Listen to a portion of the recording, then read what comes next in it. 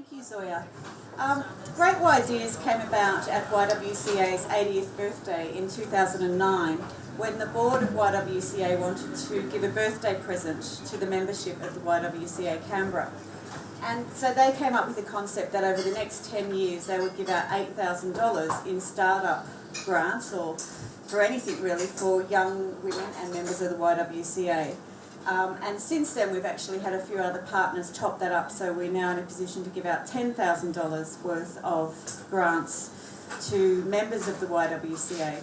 The grants can be for whether it's for personal growth, whether you have a social enterprise idea, whether you actually want to go off and do international advocacy. So it really is whatever vision the members have of the organisation.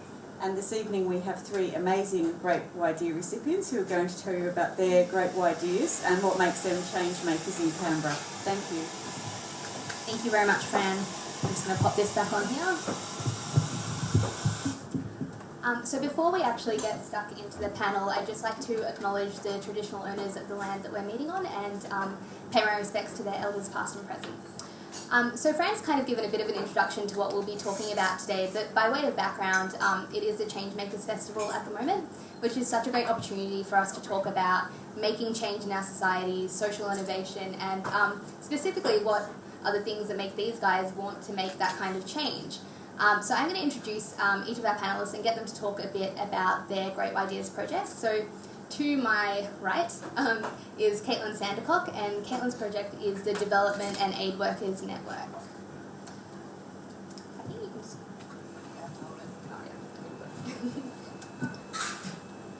Hello. So when people ask me to explain the Development and Aid Workers Network, or as I like to call it, DAWN, we're in Canberra so we use acronyms. I like to say in one sentence it's Reddit for Development and Aid Workers. A little bit more sophisticated than that, but basically it's a website that's an online discussion and advice hub for people who are development and aid workers. And basically this came about because, well, this is the first admission of the evening. Dun, dun, dun. This is not actually my idea. It's an idea of a friend of mine who's also a co-director of Dawn, and she is a development and aid worker, and she's been in Kenya and Tanzania and all kinds of different weird and wonderful places, and realised as a development and aid worker that you come up against lots of different issues that are not common to, say, being a public servant. And when you come up against those issues, you find that you don't have any support network to overcome them. So that's what Dawn is trying to be, is basically an online support network where people can go and find other people's experiences and learn how to overcome those issues or seek advice from a professional. That's great. And Katerina Georgi, whose project is For Purpose. Thanks, Zoya. I too would like to acknowledge the traditional owners of the land in which we meet today. So For Purpose got its name because it's about the for-purpose sector, or the not-for-profit sector. And often in the sector we talk about what we're not. So we're the third sector or the non-government sector. But what we're all about usually is achieving some sort of purpose. And collectively we're trying to achieve better outcomes for the community, and individually we all have a purpose within that. So For Purpose is all about people working in the sector, and it's about creating innovation in the sector. So it's about having tailored professional development opportunities, and then creating an alumni network where people can share ideas and also work together to solve some problems. We often work in our own sectors trying to solve some really huge social problems, and so the For Purpose network will allow people to come together and brainstorm a range of ideas as well. That's great. And finally we have Heidi Zajak, whose project is Cooking Circles. Hi everyone. Is that... Might want to turn that mic up just slightly. Hi guys. So my project is called Cooking Circles, and Cooking Circles is really about getting women together to network around food. So it's partly around the networking, but also around women developing more skills and sharing the skills they already have in the kitchen, and also about building confidence and sharing food and recipes that they love to cook. So it's partly based in Canberra and partly based in Timor-Leste, or East Timor. That's the part I'll be talking more about tonight. And that really came out of a desire to see some of the the good or the strengths of East Timor be portrayed. So that's it. So I think we can already see how diverse all of these projects are, but the common thread that runs through them is the fact that you're all trying to make a difference or make a change in a specific community. So I thought it would be interesting to find out first what drives each of you to make that difference, what draws you to the idea of social change. I thought maybe we could start with Katarina. Sure. Put with Zoya first. I love it. I think that I've been really fortunate to work in the for-purpose sector for, I'm going to say many years now, but it's probably not that many at all. And one of the things that drives all of the work we do is trying to achieve change. So at the end of the day, we're always stopping and thinking about the change we're trying to achieve. And at the moment, I work in an organisation called the Foundation for Alcohol Research and Education. And we're trying to achieve a huge change, which is reducing alcohol-related harms and preventing alcohol-related harms. And so one of the frameworks that we always use in every single thing that we do is stopping and saying, is what we're doing today, is the activity that we're doing, is the advocacy strategy that we're implementing, are the people that we're talking to, is this the right avenue to achieve the change that we need to achieve? And that's the thing that I love about the for-purpose sector. We all work towards all of these range of purposes to try and achieve change, and change is at the centre of everything that we do. So I just think that this is such a fantastic opportunity that the Y has granted us to be able to implement some of these projects to help to make some of those changes happen. Now, Caitlin, you don't work in the for-purpose sector at all, but you're clearly driven to social change issues. So Caitlin is also a board director of YWCA Canberra. What is it that draws you to this area of work, and is it partly the contrast between working in the public service where you are still working towards change and for good, but in a quite different way?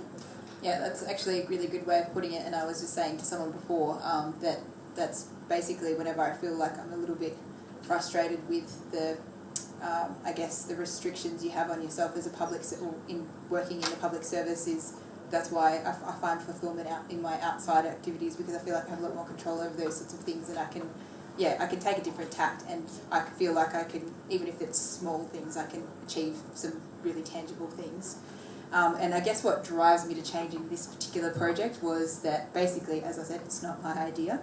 And I'm a person that gets bored, and I seem to find myself falling into these things. And basically it was one of the co-directors, Sarah's idea, and because she's really passionate about wanting this idea to come to fruition, she hassled me and the other co-director, just hassled us non-stop.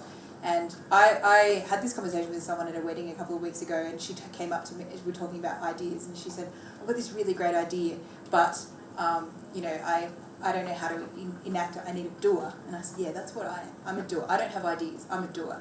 So this is what happened with this idea, is that I didn't actually come up with it, but and I'm not necessarily have any specific skills apart from just emailing and harassing other people in turn. So I think that, I haven't come up with this idea for change, but I've identified with her ideas. Yeah, I think that's a really good idea. And I didn't really know that much more about development and aid worker sector before I started getting involved, but since then I have sort of gone to lots of lectures and met a lot of different people, and a lot of people in Canberra are involved in the development aid sector, and there's a lot of good forums for it at ANU, particularly there's the Dev Policy Centre and things like that.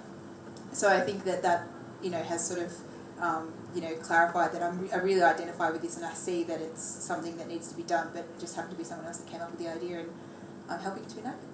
And part of it is, I guess, with issues around social change and making change in the community, it is about looking at yourself and the skills that you have and then applying that to an area that you might not personally, benefit from or personally have an interest in. And I think that really ties in with cooking circles, because, working with Timor-Leste and women in Timor-Leste is quite something that you have tangible skills, Heidi, that you can contribute to, but you're not going to directly benefit from it on an individual level. And I know that you've just come back from a trip to Timor-Leste, so I was wondering if you could talk a bit about that and, how sometimes when you're trying to make a difference, things don't always go exactly as planned. Yes, I can. So I guess part of the plan was that things would be unplanned, and that I was expecting that things would be unexpected. Having said that, I had no idea which way things would go.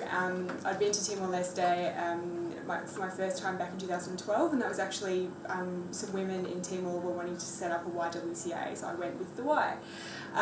When I was there, I just saw how complicated development could really be, and I'm sure most people in the room would know that or have some experience of that. So one of the things I ended up doing with the Timorese family I was staying with was to cook with them. My background is Polish, and people were interested, strangely or unexpectedly, in the fact that I was Polish because most people in Timor are Catholic. There was a Polish Catholic Pope, obviously, a few years ago, and so people wanted to talk about food. So we did spend some time on the why things, but then we also spent plenty of time in the kitchen, and I realised that exchanging recipes and me just demonstrating a genuine interest in the food and the local produce and this extraordinary, this fresh and delicious produce was a great way of just building rapport with people and getting to know people and their culture. So it seemed a pretty automatic next step to just go back and record that and to facilitate networks of women, so friends of mine there to cook together. What I hadn't expected was that when I went back, I was inviting myself. I had a 3-week time frame, I had a project plan, I needed to be in women's kitchens, I needed 6 women, I needed to cook with them, and I needed them to invite 10 women around to cook. So by me inviting myself into people's homes, even though they were already friends of mine, was a very different dynamic. It meant a lot of women expressed things like, my home isn't good enough, I don't know about you bring your video camera in here, I don't have time. And in one case, like I've written about in the blog just recently, one woman didn't have any running water that day, so cooking really wasn't feasible. So the project really transformed into something else, and it became much more about writing a food blog, and instead of trying to run, I went with let's walk and let's talk about food, and that was exciting in itself. Certainly in your blog post it came across that you had to kind of build your resilience within that process, kind of managing your expectations and being comfortable with changing the plan. And resilience just seems to be this theme that comes up a lot when you talk about social change, and I feel as if both Caitlin and Katerina, your projects really are about building resilience in the change-making sector. How do you see that being facilitated, and do you think that's something that as a society we need to address, because we want these projects for social change to occur, we want to improve the lives of other people, so how do we support the people who are actually doing that? Maybe Katerina, you can start. So my project is all about supporting the people who do that. There are people who work in the for-purpose sector, and I can tell you that they're not there because we get paid thousands of millions of dollars, and they're not there because of all the perks. They're there because it's usually hard work and they care about something, and there's a point at which everyone gets burnt out and everyone needs support and everyone needs to be able to talk to someone else about that. And I think that one of the key things in doing this project is that it's not just about giving someone a tailored opportunity to have this professional development that's really relevant to their work, but one of the key things is learning from other people who are in the sector and connecting people afterwards. And that's why the alumni network is so important, because it's once you connect people that you then have this network of people to be able to turn around and say, look, I know I work in the climate change movement, and you work in the women's movement, and you work in the public health movement, but we all have this common goal, or we all have this common enemy, or whatever it might be, and coming together to overcome that. And I think that that's really valuable. And Caitlin, did you want to also speak to the resilience idea? And Yep. I guess And tie in a it's bit with scary Katerina. how similar our projects Yeah. are. Just hearing that now. So, as always, because I'm a doer, I like to co-opt someone else's words to describe. This is actually a little anecdote from, and if anyone reads my blog post on the why, it was actually, it's always good when someone has an idea and then someone else publishes an article, and that totally just confirms that there's actually a gap in the market, or or there's actually an issue to be solved, so to speak. And around at the time, or just a little bit after, we came up with this idea, a woman named Ashley Betteridge, who actually works at the Dev Policy in ANU. I've never met her, but I like to hyperlink to her article and quote it as well in public. Hopefully one day I do meet her.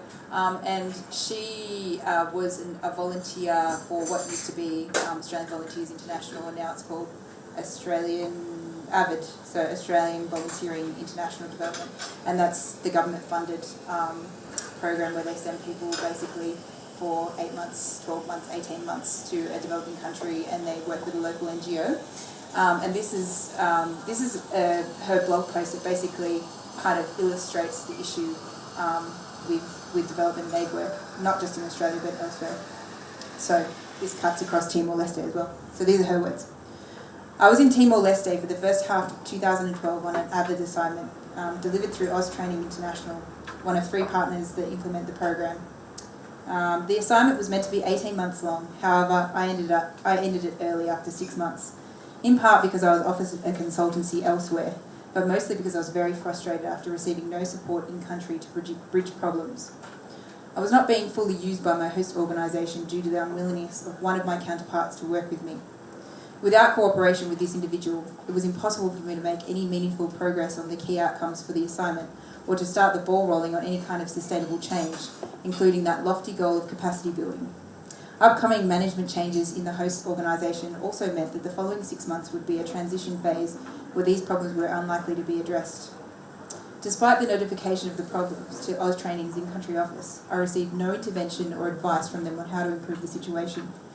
The inflexible nature of the program meant that suggestions I made about volunteering part-time for other NGOs or changing the terms of the assignment were apparently not possible. Making the decision to leave was very difficult. I loved Timor-Leste, and there were very many absolutely wonderful people in my organisation. I strongly believed in what they were trying to do, and I originally took the volunteer assignment because I wanted to contribute. I felt incredibly guilty for leaving, and I felt somewhat awkward about writing this blog post because despite the frustrations, I was also very appreciative of the opportunity to live in Timor-Leste and to work with people who so warmly welcomed me into their country and organisation. But ultimately, I left early because I felt I wasn't able to have a tangible impact. I also felt uncomfortable about being financially supported to volunteer when I didn't feel like I was actually doing anything because of roadblocks. So that basically anecdote is what Dawn is trying to fix. A lot of people go overseas, whether be it funded by the Australian government or another NGO, and they come up against these kinds of problems. And there's all kinds of horror stories, and it's not just someone not wanting to work with you. It can be a case of sexual assault.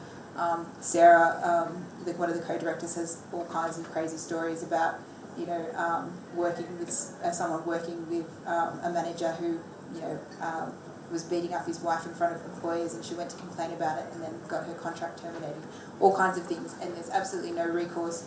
The Australian government basically couldn't care less. The NGO cares less even more because they don't want to create waves. So basically Dawn is about, dedicated online advice hub for people to go, okay, I've got this issue, what do I do, where do I go? And it's basically about, because when you send people overseas and the Australian government invests all this kind of money, you don't want people leaving 6 months into their 18-month assignment. You want them to get there, to do the best that they can and to help, achieve the development goals that they're there to be, to work on. But they can't do that unless they've got a support network, and that's what, much like your network, it's supposed to be, there to look up other people's anecdotes, see what they did, and also get some professional advice. And I guess you can see through the work that you've been doing that there is a lot of interest from people wanting to make that kind of difference. I think you mentioned volunteerism on your blog, which is about people who volunteer while travelling.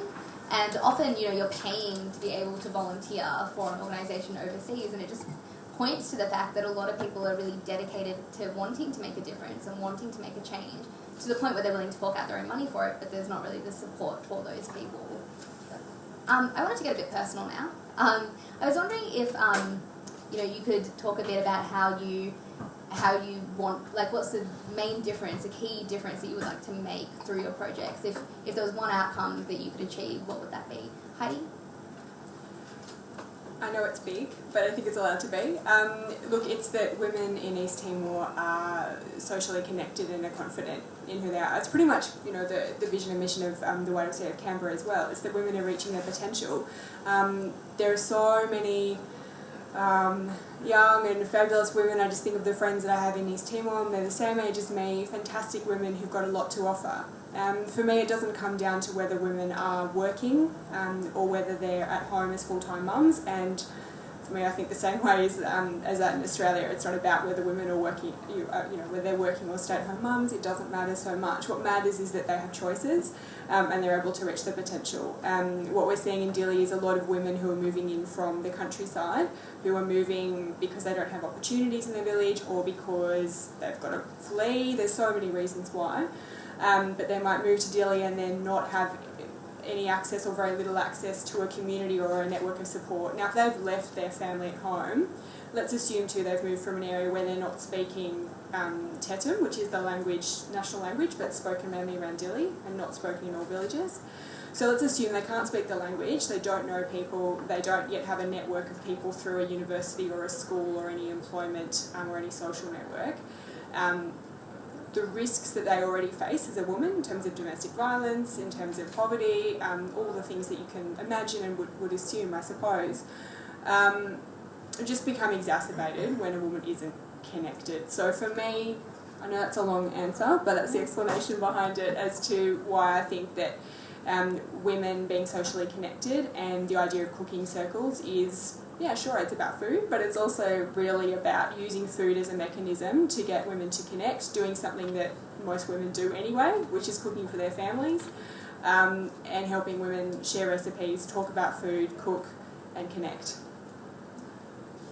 What about you, Katerina? I know that part of it must be driven by the fact that you're in the for-purpose sector and you can see what needs to be done, I guess, for people within that sector to reach their full potential. But if there was one thing that you could hope to achieve with for-purpose, what would that be? Because we're getting personal, Zoya. I always remember, I've been asked a lot why I've decided to work in the not-for-profit sector or the for-purpose sector. And it's an environment where people often ask you what your purpose is or why you're there or what you're trying to achieve, which I think makes it quite a unique environment and gives you lots of opportunities to stop and think about why you're there. And I distinctly remember sitting in my Year 10 coordinator's chair, and it was the naughty chair, so you'd go there whenever you got in trouble, and her saying to me, Katerina, you can't change the world, you need to stop doing this. And what I was doing was campaigning for anything. So we had this policy at school where kids who got in trouble and the teachers didn't know what to do with them, they'd put them in isolation, which was a room on their own for a day. And so I lobbied against that. I had to do a speech in class, and that's what I dedicated it to. We had an assignment where we had to talk about an injustice, and I wrote a full assignment on how we needed to be able to use the school oval to exercise and better connect with each other, and we'd been confined to the asphalt. There were all of these different situations where in my own little way I was getting up and campaigning. And now when people ask me why I'm working at FAIR, I say to them that one of the things that happens, we often hear about street violence and we often see on television the things that happen around alcohol, but what we don't see and what we don't hear about as much is what's happening in people's homes and the things that mean that they don't live to their full potential, or they can't go to school, or they're scared, and the impact that alcohol has in the home and on people's communities. And because it's such a normal product and because there's such a strong industry behind it,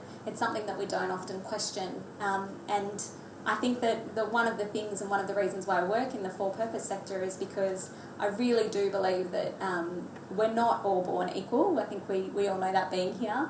Some people have a bigger step up than others, and we need to be doing all we can to try and level that playing field a little bit. And I think that preventing alcohol harms is one of those ways to do that. So that's what drives me. And I just think that people working in the sector are working on some of the biggest social change issues. So you go into work and you're confronted with these huge problems or issues, and it's your responsibility then to try and develop solutions to it. You're talking to people who've been directly affected every day, and then you need to come up with some sort of way to help them, whether it's in service delivery or policy development or advocacy. And so we should be doing all we can to make sure the people who are doing that work are supported the best way that they can be. And that's what For Purpose is about. So if For Purpose can contribute to bringing people together and to giving them that support so that we can do all we can as a country to achieve some of those biggest social challenges, then because we could have lofty aims, then that's what we're trying to achieve. Yeah, and I think I really liked your anecdote at the beginning, so I'm gonna shift the questioning for Caitlin. Sorry, you probably had something prepared. What I love about that is that you always felt as if you could make a difference. And what I'd really love to hear from Heidi and Caitlin is, was there ever a moment in your life where you thought, actually, I can do something about this? I can actually contribute to this. And if there was, what was it that made you think that you have the capacity to make a difference? Even start off with, I think a lot of people feel overwhelmed when they come up against social issues, like some of the topics that we're dealing with here, and they think, well, I can't do anything about that. But you three can do something about that, and you know that you can. So I'd be interested to get at the heart of that a bit.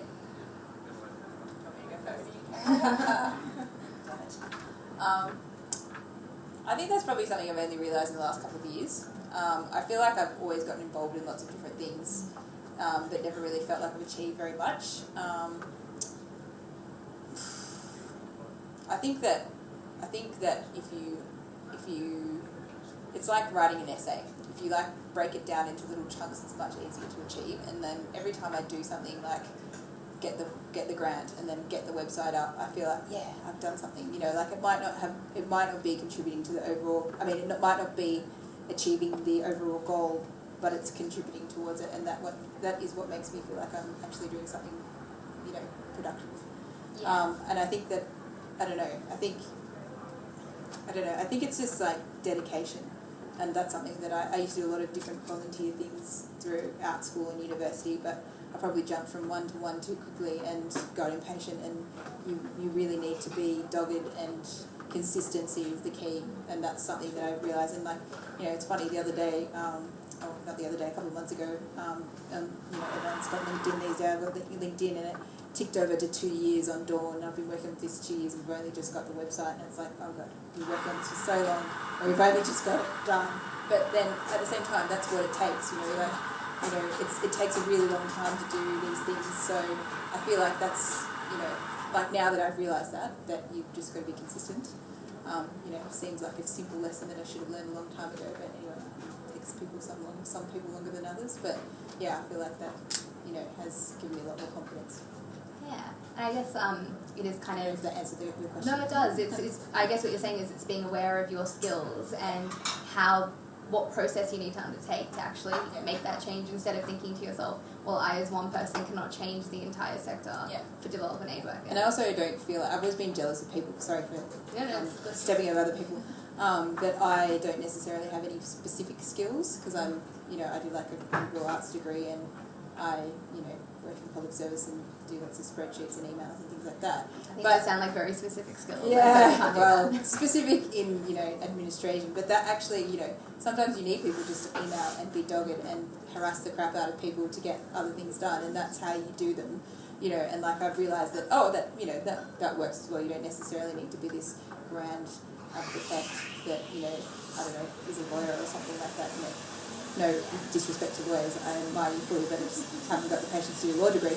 But, things like that, I don't feel as insecure about my own lack of something specific these days. Yeah, I would love your spreadsheet skills. I probably overstated those. Now, Heidi, you're not from Timor-Leste, so I would be interested to kind of get into a bit of what made you particularly interested in Timor-Leste as an area of focus. I know that you came to it through the Y, but also if you ever feel, if there are ever any tensions that come up for you culturally when you're working with women in a community that you don't necessarily belong to. Definitely, and that's got to be the biggest, easily the biggest barrier that I've faced. But then at the same time, that's what the project is trying to alleviate, or break down some of those barriers, I suppose, between foreigners and Timorese. I mean, I don't know how many people know, but East Timor is one of Australia's nearest neighbours, if not its nearest. It's an hour by plane from Darwin. I mean, Darwin is closer to Dili than it is to Perth or Brisbane or Sydney. There's a significant expat population living in Melbourne and Darwin and Sydney. We have students here in Canberra. So East Timor is a country that we in Australia could do well to learn a lot from and know a lot more about than we already do. But as far as cultural tensions, yes, I mean, it was difficult because I'm just learning to speak Tetum, still very basic. So it was really hard just, feeling like there was so much more that could be communicated if I could only speak the language, and if I could only just live there for 5 years, then maybe I would understand why X, Y, and Z happened. and not in the way I expected it to. So that was a point of frustration, and it was also why I had to keep day after day bringing myself back and saying, Heidi, you can't change the world today. You can't do it in 3 weeks, and you can't, all the things that I couldn't do, and just keep bringing it back to just trying to do really, really small things. And I think going back to the question you asked, Caitlin, for me it was very much about, I had spent quite a few years being involved in different projects, not-for-profits, volunteering for organisations, and I felt very much like I was really using that time to learn and to absorb lots of information, and had some great mentors, still do. But I felt like it was time to start doing something, and I think back from that trip in East Timor in 2012, I just started to become frustrated that there are a couple of things that I didn't like the look of. I didn't like the way that some people spoke about East Timor and economically poorer countries in general. And I think my frustration just got the better of me, and I just decided that I had to do something, and even if I can't change the world, I can do something just really small, which is that if 5 women in Dili know one another and they feel more confident in themselves, then damn, that's something that matters. Yeah, absolutely. And I think what I'm getting out of that, and also what Karina was talking about earlier, is, you know, we don't come from an even playing field in anything that we do, and there's such an obvious level of privilege that we have living in a Western democracy compared to developing countries. What I like about what you guys are talking about is the fact that we have capacity that might be greater than other people, and it's almost like a sense of duty to use that capacity to improve conditions for others, and in the case of Caitlin and Katerina, to specifically do that so that other people can then do the same thing and continue to kind of empower other people. But for each of your projects, the thing that I guess has tipped the balance has been getting a Great Ydeas grant and just having that startup capital. So I'd really love to touch on, what has the grant done for you, and how does money play a part in social change? You know, obviously the biggest barrier to making any kind of difference is having the funding to do that. So Katerina, do you have any thoughts on this? Also working, you know, in a not-for-profit space, money comes up all the time when you're running campaigns. I think that the Great Ydeas grant does a couple of different things. So the first thing it does is it validates your idea. It says, you know what, this is worthwhile, go ahead and give it a go, which I think is fantastic, and there aren't that many opportunities. I don't know if there are any other opportunities like this out there. The other thing it does is it does, money's a reality. You need some money to be able to kick some things off and implement some things. So it lets you start that process. But the third thing that it does that I think is the most valuable is it connects you with people. So I think the connections that the Y has allowed me to make, and the hands-on approach that people in the Y have taken to supporting the project, has been one of the most valuable things that I've received out of this grant and out of this project. And it shows that it's not just about a grant program for the YWCA, it really is about, you know, developing people and supporting people to implement their projects. Heidi, how have you used your grant? What have you, tangibly, what did you think to yourself you needed to actually get cooking circles off the ground? Yeah, absolutely. Look, I needed to make an initial trip about cooking circles to Timor-Leste. So I used the grant to cover my flights and also my expenses when I was there, so paying for my Timorese family, so paying their money for us staying with them. And also I'd allocated some of the money to go to a couple of people who were assisting me, which is still kind of in motion. Look, I would echo exactly what Katerina just said, which is that it was partly about the money, but definitely about, for me, the Great Ydeas project is acknowledging that, okay, we believe this is something that you could run with, and I think to me it was really important, especially because of what we were touching on before about this being a cross-cultural project. It's really important for me to go out to the community of women that I know here in the Y and the broader community and say, this is what I'm thinking, what's the feedback? So it's been really special to have the Y behind me in that way. And also it's connected me to some really great people. So it's just enabled me to meet different people, bounce lots of ideas around, have people come and approach me and say, hey, have you thought of this, or could I get involved with that? And, you know, I might be the name behind Cooking Circles, but this is definitely not a one-man band. There's a lot of people who've already had so many conversations with me over the years that have helped shape what it is now, and who are involved with it today. And I guess the beauty of the Great Ydeas program, in my view, is that it is about startup. It's about kickstarting something, and then essentially you guys will have to drive these projects and make sure that they're sustainable. And Caitlin, you were saying that you've now been working on Dawn for 2 years. So what has the Great Ydeas grant enabled you to do that has kind of helped you achieve that website and actually start the project in that tangible way? Well, it basically saved it because we so it's kind of different to these guys because we already knew it was a great idea, and not that we didn't appreciate the validation from the Y and other people in that sense, but we started it and we'd had it going for about 1.5 years, and we talked to a lot of people in the sector, and everyone said it was an amazing idea, but we just needed to come to fruition. And we put a lot of our own money into it, getting the initial website up, which was just a mess. But not to no fault of the web designer, but it just didn't work out, and it didn't suit our purposes, and it just got to the point where it was basically we were really, really frustrated, and we just couldn't be bothered. And couldn't be bothered, but it was about, we sort of had a conversation where if one or more of us had been like, yeah, okay, that's it, we're not going to do it anymore, it would have died. Yeah. So Great Ydeas saved the project because then we had money to go and this idea doesn't exist without the website. Basically, the website is the engine. It's everything.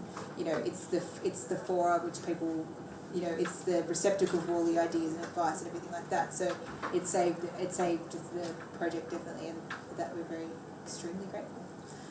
Gave it a new lease on life. Yeah, I really love what you guys are saying about, Caitlin, you guys knew that it was a great idea, partly because you had people from the sector and from the industry telling you that, yes, that's really worthwhile, and Great Ydeas provided a kind of validating factor for both of your projects. I often think, we are an organisation, YWCA is geared towards young women, but all women.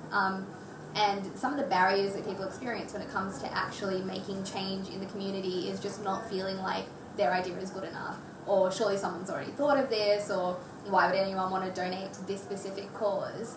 I'd just be interested to hear what you think could be done to facilitate more people making a change and more people wanting to get involved in making a difference. Katerina, do you find people coming to you, from a fair kind of point of view, saying, oh, I want to do something about alcohol-related harm, but what can I possibly do, or how can I get involved, or how can I facilitate this? I find that the more you're involved in the sector and the more you build your networks, the more you have people coming to you saying, how did you get to the job that you're doing, and can you help me to do something like that?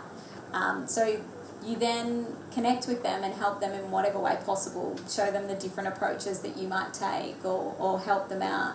I think that the thing that for purpose, a gap that it's trying to address is to make some of those connections more formal. I know that not for everybody, but in a lot of circumstances there are opportunities in the public service and in the corporate sector for formal mentoring opportunities or programs or professional development pathways or coaching that isn't necessarily there in the for-purpose sector.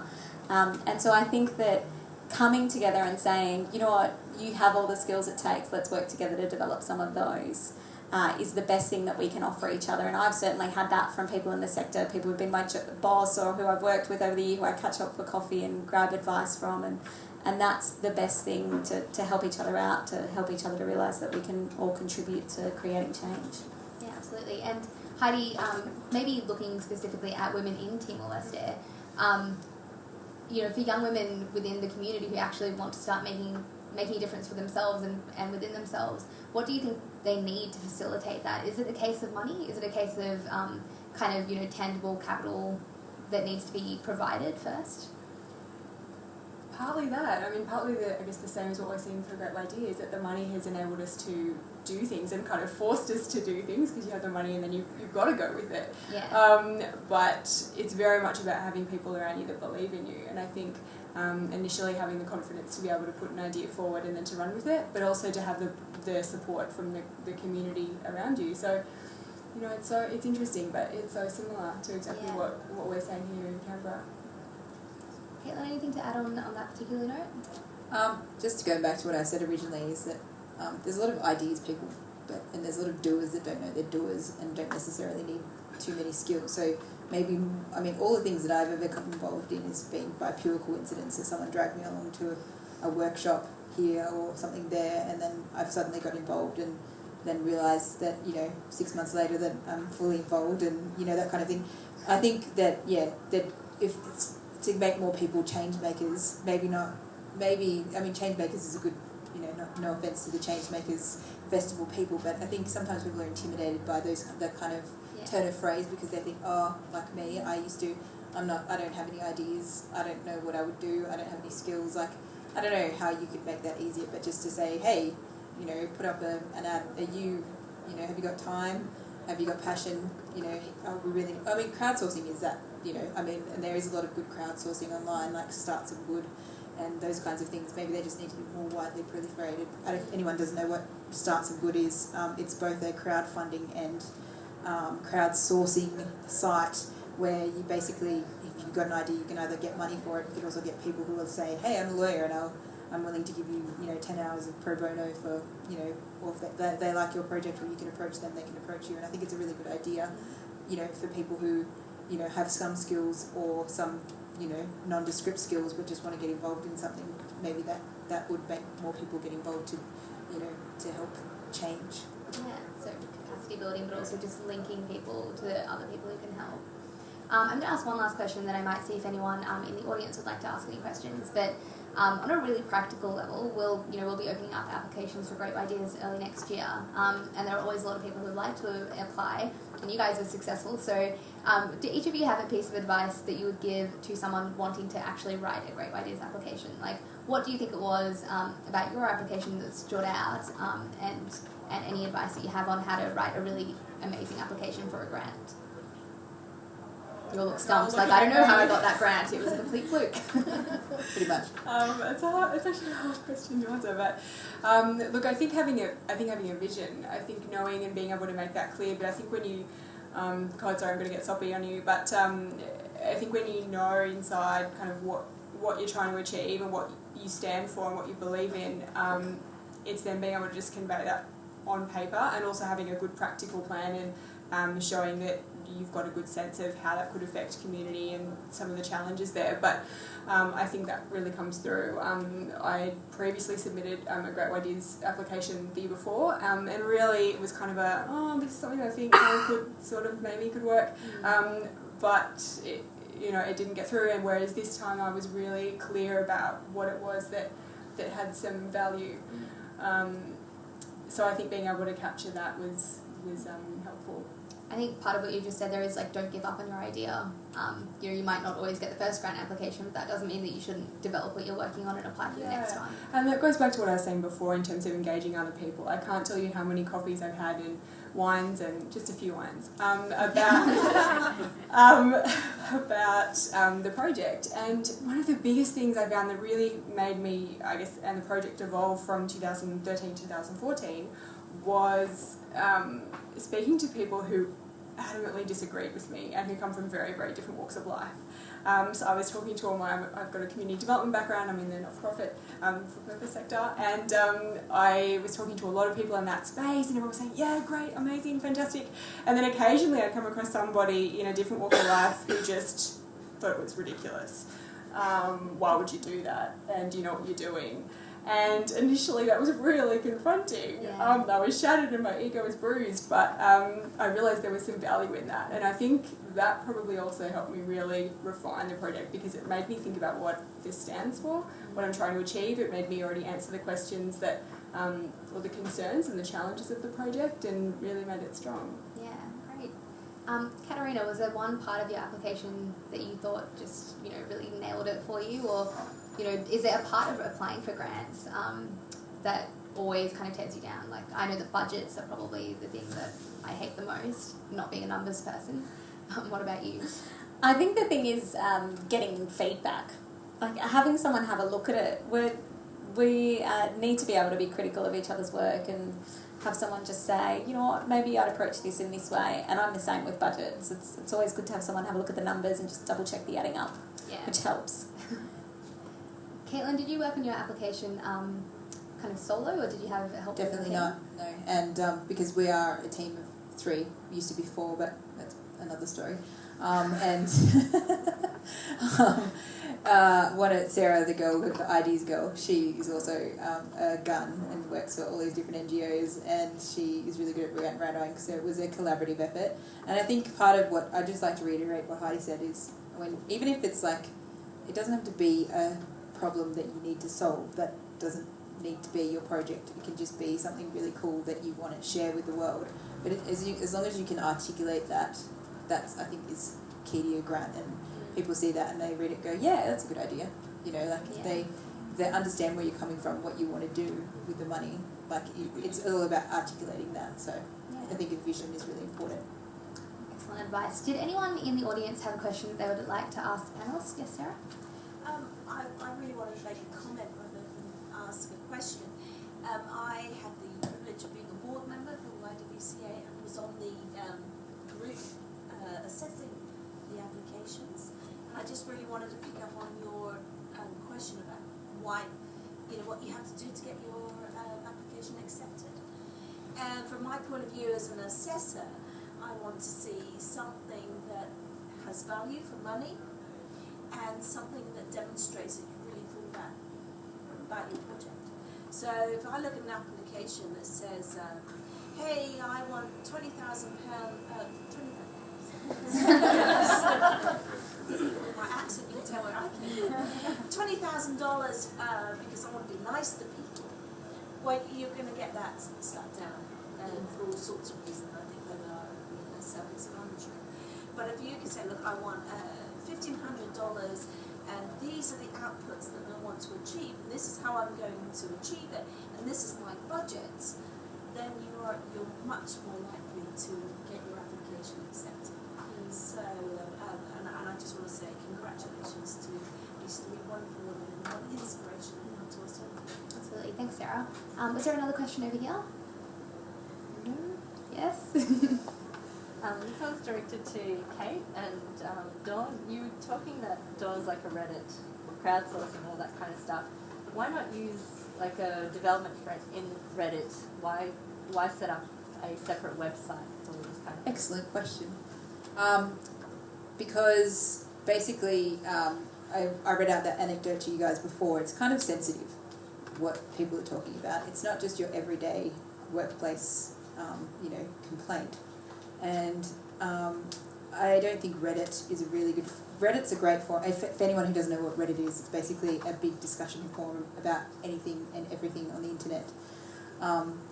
Ranging from the extremely crude to the extremely intellectual. It's just basically a big online discussion forum about everything. And you can start a thread about basically anything on Reddit in many different languages. That's why sometimes when I say it's a Reddit for international, or for development and aid workers, I'm sort of a bit careful with that because then people misinterpret what it actually is. I think Reddit, it's really easy to derail a conversation. So we want it to be like a place where people can go, yep, I know that I'm going to go there and really get really good solid advice. And also it's an encrypted website where people can go and post anonymously about and not fear that, hey, I work for, XYZ NGO and I'm complaining about my boss, that they're going to get identified and then lose their job as a result. And also our idea is that we're going to, and we've already sort of started doing this, get professionals to give advice. So we want to be able to give qualified advice to people, or people to ask questions and get qualified advice. And you never have that on Reddit because it's sort of too casual a forum for that. Thank you. Were there any further questions? Yep, Claire? You spoke a little bit about what the grant has enabled you to do and some of the hurdles that it's helped you overcome and momentum taken forward, but I assume it's not smooth sailing for all of you from here. So I'd be interested in hearing what's the next biggest challenge that each of you are facing in realising the potential of your projects that you described. Would anyone like to jump in? I can jump in because there are a lot of challenges, so I don't know where to start. But look, the next challenge is it's a personal one as well as it reflects on the project in the sense that there are so many ways I could go with this. And that's probably not a bad challenge to have. So it's really just a question of how can I make this most relevant and timely as well. So I had a Timorese friend on the last day. They were in Timor, and I was sort of quite tired and ready to jump on the plane to come back, and she was like, all right, so what are we doing next? What are the next steps? And then she filled my head with ideas, and one of those was, why not come back, you and I will run cooking classes in an NGO's kitchen. Complete sense, right? I mean, it's come from her because so obviously she understands the context, so it's a lot more valid than me suggesting something initially. But secondly, by having an NGO that's already known to the women, it's a local NGO, it's a women's NGO called High Home Health, so they work with women who have just had bubs, they've come down from the mountains, they stay at this organisation and they learn, they hone their cooking skills, they learn about what kinds of veggies and nutritional foods they can plant when they go back home and they get their health up. They have a kitchen, so why not go there and use that kitchen, and she and I just run a couple of cooking classes. That's it, and it can be just that simple and small. So, sorry that's changed from a challenge into something exciting, but yeah, it's really deciding, just picking one path, I think, because otherwise it ends up becoming a bit too scattered and too broad, and you lose sight of that vision a little bit. Katerina, I know that you're doing a survey at the moment. Is that your challenge at the moment? I was going to say, I haven't officially launched the project, so all of the challenges are ahead of me. So at the moment, I have a survey out. If anyone works in the for-purpose sector and wants to do the survey, then I'm sure that the Y will tweet it. We'll pop the link on our Facebook. Excellent. Or like the for-purpose Facebook page if you like. Another plug. But I've had 120 people fill in the survey, which is fantastic.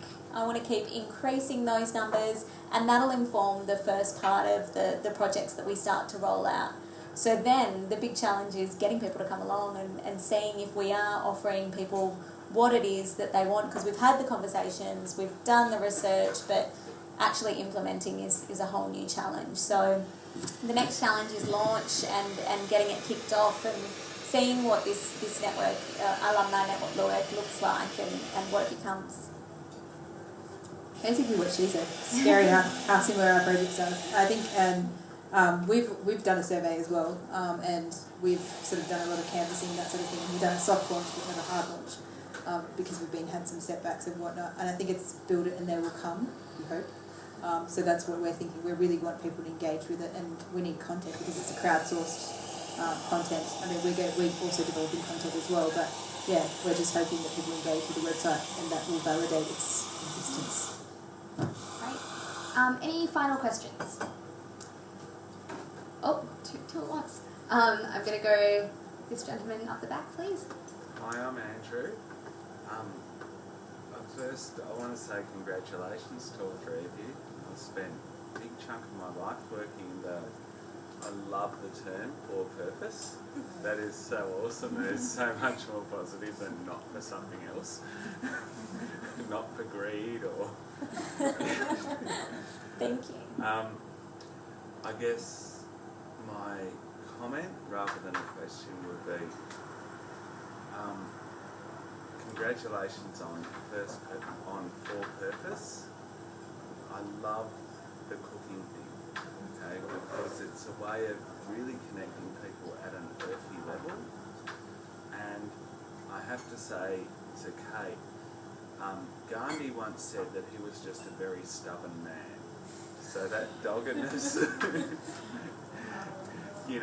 that can be the change that becomes in the world, is like that doing. But the thing that I would question is that it's very appropriate for us in Canberra to use the word change, becoming the change that we want to see in the world. But when we step out of our comfort zone into another community, be that an Indigenous community or a third world community, we need to do exactly what you're talking about, which is the cooking. We need to have those conversations to make sure that people actually want change. I think it's a really, very valuable comment there, which is, I guess, to remember what it's actually all for, and whether you are actually making that difference and whether that difference is welcomed in the community that you're working in. So thank you for that. I just had a question from Liam first. To the three of you, in 5 years, what would you like to see happen? Briefly. With my project specifically, or our project specifically, I like to have like a Wikipedia for like a really big advice hub for people, and if it could even just, I mean, ours isn't going to be Australia specific, but obviously it's come from Australia, so if it could stop a dropout rate of people could it really improve I mean, especially now, and I'll say this not in my capacity as a public servant, that we don't have an dedicated aid department. If it could improve development and aid by stopping people from burning out, dropping out, I think that's all we want, because you need people to go and do what they've got to do to achieve all the development goals. So yeah, that's basically it. Have a really good, solid advice hub and stop people from dropping out. Katarina? Liam, I hope in 5 years we're still mates.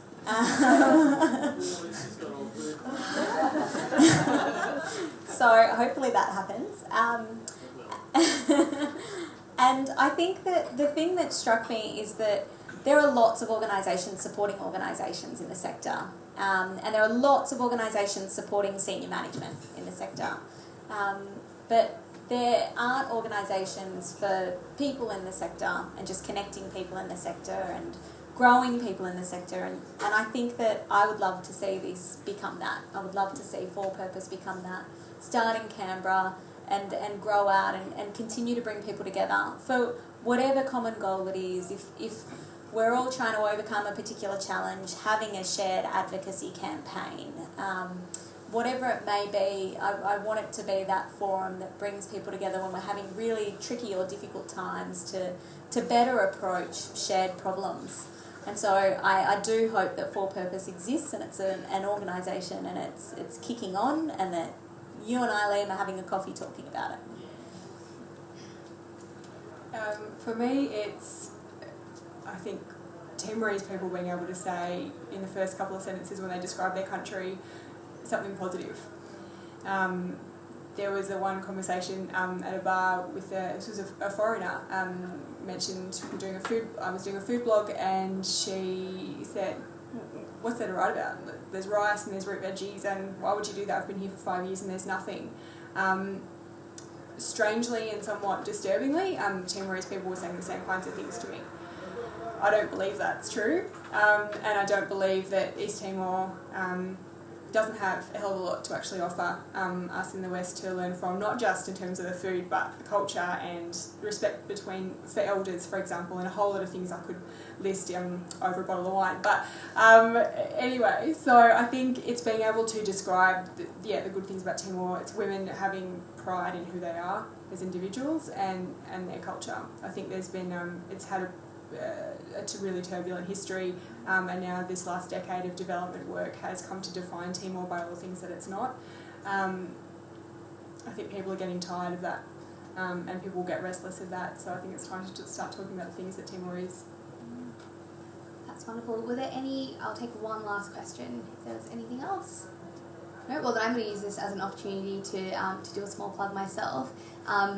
To apply for a Great Ydeas grant or to access any of the numerous amazing opportunities we provide at YWCA Canberra, the first step is membership. I actually came to YWCA Canberra as a member myself, and aside from working there, I feel as if that's given me a whole lot of value and a lot of connections and the opportunity to meet women and men in the Canberra community that I wouldn't have had otherwise. So we do have membership forms here.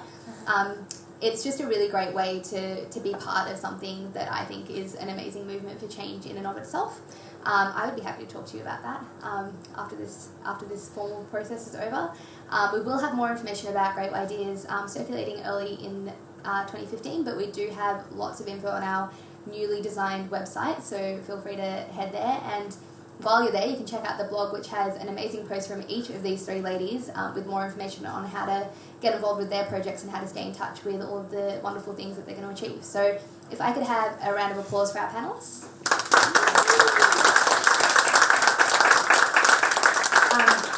You might have noticed the camera. We are filming this tonight, so if you head to our YouTube channel, which is just YWCA Canberra, probably in a week or so, you'll be able to share that video, and we'd really appreciate it if you would. So thank you all so much for coming tonight. The final thing I'll say is that the $10 that you paid on entry is going to a really great cause. We have the Guggen Gulwin Young Aboriginal Mums group that meets at our Lanyon Youth and Community Centre every week, and the funds raised from tonight will go towards providing educational and culturally appropriate toys for the kids there to use. So thank you very much for contributing to that. And finally, just a quick thanks to the Smiths alternative staff who've been fantastic tonight and really helped out. So I think we should do a round of applause for Smiths.